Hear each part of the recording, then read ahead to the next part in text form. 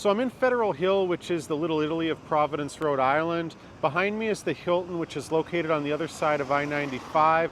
There's an arch with a pineapple above my head. That really marks the beginning of Little Italy, and I want to give everyone a quick tour. So this is Bradford Street, the first intersection through Atwells Avenue. This is Joe Marzilli's old canteen. I've eaten there before. Everything inside is pink. You could sort of see it through the windows. Tablecloths pink, the walls are pink. And then right behind her is Camille's, one of the oldest restaurants in the area. That's the first place I've ever eaten in Providence. I had the Scungilli salad. And here you can see the Italian flag, the American flag. And right up here is a sign, Alfresco Dining on the Hill. This is during the summer when it's warm out, Fridays and Saturdays. They shut this street down to pedestrians. And just like you see up here at Massimo, which are famous for their carbonara, you can see people dining outside. It's Sunday, so you don't see as much of it, but on the weekends, you won't see any cars coming through here. So right here you can see the red, white, and green of the Italian flag runs down Atwells Avenue. And then right across the street you can see Massimo has valet parking. A lot of these restaurants do, especially the bigger ones. So I want to cross the street right now. Might be my favorite place in Federal Hill, Angelo's. This place has been around since 1924, making it 98 years old. So right up there, this is the family that's been running this place. They're now in their fourth generation. Famous for the chicken parmesan, French fries and meatballs, which dates back to the Great Depression, which they predate. And I highly recommend this place. So this is one of the most important intersections in Federal Hill. This is Atwells Avenue. The majority of the restaurants you're likely to try are along this street. So I just want to point out a great place for handmade pasta. This is Zuma. They have excellent squid ink pasta and several other dishes. So this is the bakery here. As you can see, it's 106 years old. I visited here during a previous trip, and they're known for their sfogliatelle. And it looks like they are open. You can take a look inside. You can see it's spotlessly clean inside. They're known for nuts and all kinds of different cookies. Bacco's another great place. If you're gonna go there, try the cacio e pepe. And then as we turn this corner, this is the best place to just kind of stroll around. This is a pizzeria that's opened by Venda, which is probably my favorite specialty store here. And you can see it's 12 o'clock on Sunday, but everybody's still out. There's the fountain. You have a poultry shop down there, which supplies a lot of the local restaurants. You have Constantino's right there. And right here, Constantino's Benda Ravioli store here. This is one of those places that if I'm ever passing through here, I always try and stop by. Great store. They have pretty much anything Italian that you would want. Even when I'm coming through from Boston, I stop here. So this continues for a couple more blocks. You have seafood as you're in New England. So Venda is a combination deli, and it's also a pasta store, general grocery store, espresso shop. You could see you could buy all kinds of imported olive oil, wine. So this place is really famous for its pasta sauce, and it's also stuffed ravioli. So here you have vodka sauce, Alfredo. The bolognese is what people suggested to me the first time I ever came here. So you can see they have everything packaged from burrata cheese to spinach, shrimp and gorgonzola, shrimp. And then right over here is a little espresso bar where you also have different gelato and sorbetto. And here's some fresh hand-cut pasta.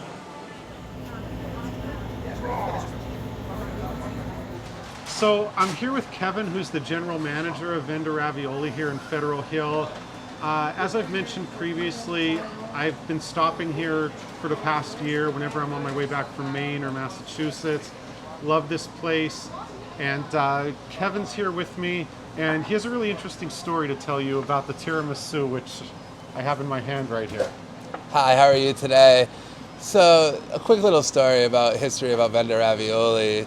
So the owner has been in business for 75 years. He's owned it for 45. 30 years ago, he wanted to start baking his own bread.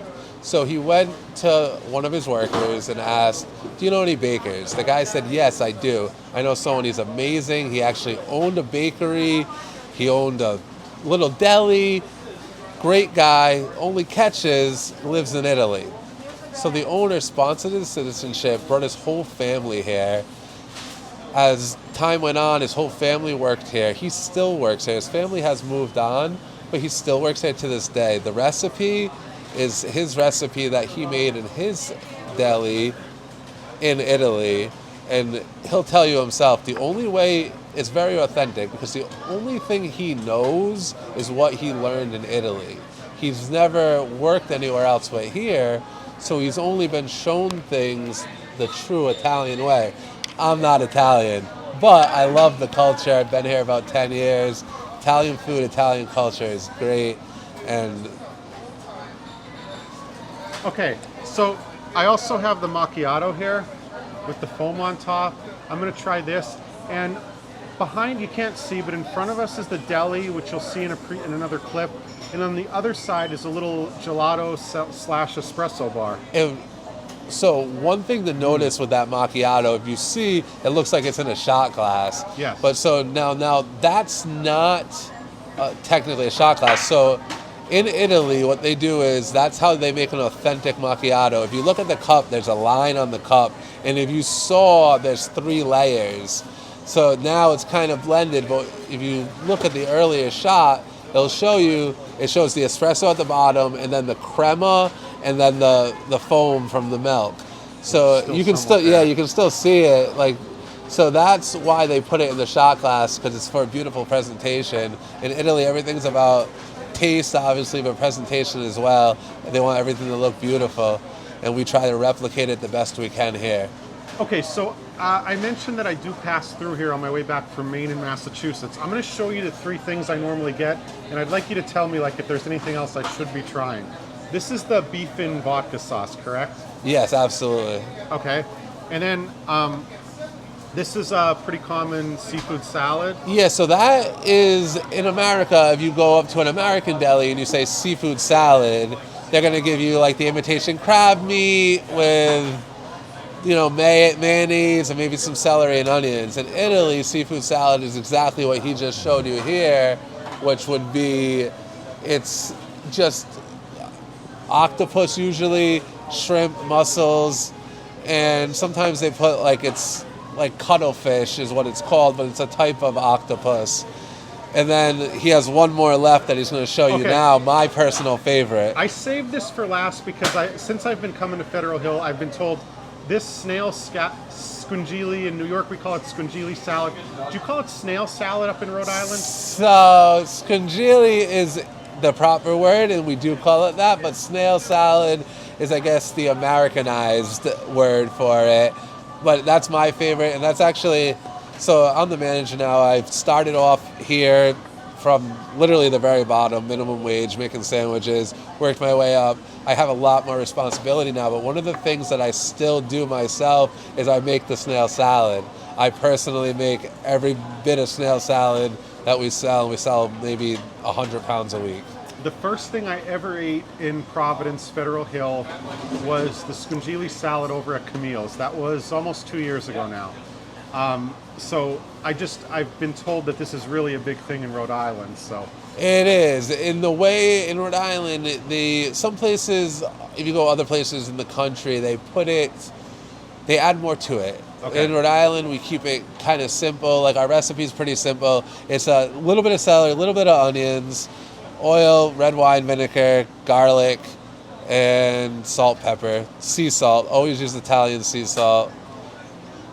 Okay, behind us is like a courtyard area, and then I believe you have a restaurant on the other side of it, is that right? We do. So in 2000, the owner bought the building that we're currently sitting in right now. Okay. He moved into this building in probably 2001. He's always been on Atwells Ave, Federal Hill, which is the Little Italy section of Rhode Island. But before he was in the building that we're in now, he had a small little deli where our restaurant is in the front part. He was there for maybe 15-ish years, 20-ish years. Before that, he was a little further down the hill. But now, if you look across the piazza, outside we have Alfresco Dining, and we have he expanded to the whole building, and he has the whole first floor and the whole second floor. The second floor is used as, we have like a private dining room and then another dining area as well. But our main focus is the Alfresco Dining. That's what we really thrive in. That's our main focus, is the Alfresco Dining. Okay, great.